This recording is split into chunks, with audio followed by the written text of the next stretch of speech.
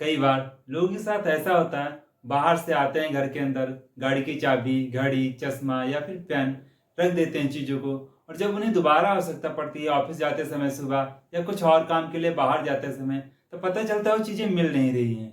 कई बार ऐसा भी देखा है लोगों को कि जिस चीज़ को ढूंढ रहे हैं वो कई बार हाथ में लिए होते हैं या फिर अपने जेब में रखे होते हैं, फिर भी चीज़ों को ढूंढते रहते हैं। बाद में ये पता चलता है कि जिस चीज़ को वो ढूंढ रहे थे वो तो उनके पास में ही थी। इससे भी बड़ा चैलेंज जब आता है तब इसको स्टूडेंट का एग्ज़ाम होता है। एग्ज़ाम के टाइम वो सारे इंपॉर्टेंट क्वेश्चन को मेमोराइज करके जाता है, याद करके जाता है। एग्ज़ाम हॉल में जब पहुंचता है, क्वेश्चन पेपर उसके सामने आते हैं, क्वेश्चन पेपर को देखता है, तो पता चलता है कि हाँ, इसमें से मैक्सिमम चीज़ें तो हमको याद थी, याद करके आए थे। लेकिन उस टाइम जब उसको लिखना होता है तो चीज़ें रिकॉल नहीं होती, काफ़ी चीज़ें वो भूल जाता है। बाद में एग्ज़ाम हॉल से बाहर निकलते समय या फिर घर पहुंचते समय वो चीज़ें याद आ जाती हैं जो उसको एग्ज़ाम लिखते समय याद नहीं आ रही थी। ऐसा क्यों होता है? हेलो दोस्तों, मैं Sunil, infinite mind coach and memory trainer. स्वागत है आपका हमारे यूट्यूब चैनल में। आज मैं बात करने वाला हूँ कि स्ट्रेस एंग्जाइटी का हमारे मेमोरी पावर पे क्या प्रभाव पड़ता है, किस तरह से ये हमारे शॉर्ट टर्म मेमोरी को इफेक्ट करती है और किस तरह से हमारे लॉन्ग टर्म मेमोरी को डैमेज करती है। और बाद में ये भी शेयर करूंगा कि आप किस तरह से इससे बच सकते हैं, यानी स्ट्रेस और एंग्जाइटी को कम कर सकते हैं या फिर खत्म कर सकते हैं। तो चलिए, आगे बढ़ने से पहले अगर आप हमारे चैनल पर नए हैं तो चैनल को सब्सक्राइब कीजिए और बेल आइकन को भी प्रेस कीजिए, और इस वीडियो को लाइक भी कीजिए, क्योंकि ये हर एक उस व्यक्ति के लिए है वीडियो जो स्ट्रेस और एंग्जाइटी से सफ़र कर रहा है। चलिए समझते हैं कि किस तरह से ये शॉर्ट टर्म मेमोरी को इफेक्ट करती है। जब एक एंजाइटी होती है लोगों को, तो किसी भी काम को फुल फोकस के साथ नहीं कर पाते हैं। उस टाइम जो भी काम करते हैं या उस टाइम कोई भी सामान, कोई भी वस्तु अगर कहीं पे रख दिए और बाद में जो उसकी आवश्यकता पड़ती है उसी दिन या फिर दूसरे दिन, तीसरे दिन, तो उन चीज़ों को रिकॉल नहीं कर पाते कि हाँ, मैंने कहाँ पे रखा था, क्योंकि फोकस उस टाइम कहीं और होता है और काम कुछ और करते हैं। और जब एंजाइटी होता है तो किसी भी काम को हम फुल कंसंट्रेशन के साथ नहीं कर पाते हैं। एंजाइटी के समय कुछ ऐसा होता है कि एक ही थॉट बार बार माइंड में आते रहते हैं, जिससे हमारा माइंड ओवरलोड फील करने लगता है।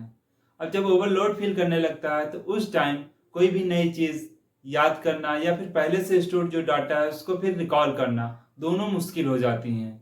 तो इस तरह से हमारे शॉर्ट टर्म मेमोरी को बहुत ज़्यादा इफेक्ट करता है। तो चलिए अब ये समझते हैं कि स्ट्रेस और एंग्जाइटी किस तरह से लॉन्ग टर्म मेमोरी को डैमेज करती है। जब लंबे समय तक लोगों को एंग्जाइटी होता है तो स्ट्रेस ज़्यादा बढ़ता है, और जब स्ट्रेस बढ़ता है तो कार्टिसोल नामक हार्मोन ब्रेन में ज़्यादा रिलीज होता है।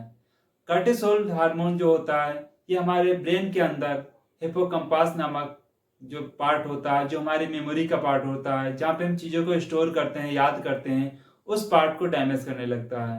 यानी कि जो कार्टिसोल हार्मोन होता है वो हिप्पोकैम्पस नामक पार्ट को डैमेज करता है, यानी वहाँ के जो न्यूरॉन्स होते हैं, न्यूरॉन्स को डैमेज करने लगता है। अब जब न्यूरॉन्स डैमेज होने लगते हैं, जहाँ पे हमारी मेमोरी स्टोर होती है वहाँ के, तो नई चीज़ों को याद करना, नई मेमोरीज को बनाना और जो पहले से स्टोर मेमोरी है उन मेमोरी को रिकॉल करना, ये दोनों मुश्किल हो जाता है, यानी बहुत ज़्यादा डिफिकल्ट होने लगता है। यही कारण होता है जब स्टूडेंट एग्ज़ाम देने जाता है तो एग्ज़ाम हॉल का माहौल, टीचर का प्रेशर, पेरेंट्स का प्रेशर, अधिक नंबर लेके आने हैं, तो इन सारी चीज़ों को फील करके उसको एक स्ट्रेस एंजाइटी फील होने लगती है, जिससे वो चीज़ों को रिकॉल नहीं कर पाता है टाइम पर। तो चलिए आप समझते हैं कि किस तरह से हम स्ट्रेस और एंजाइटी को काफ़ी हद तक कम कर सकते हैं। इस एंजाइटी को कम करने के लिए माइंडफुल मेडिटेशन का यूज़ कर सकते हैं। इसके अलावा डीप ब्रीथ का भी यूज़ कर सकते हैं।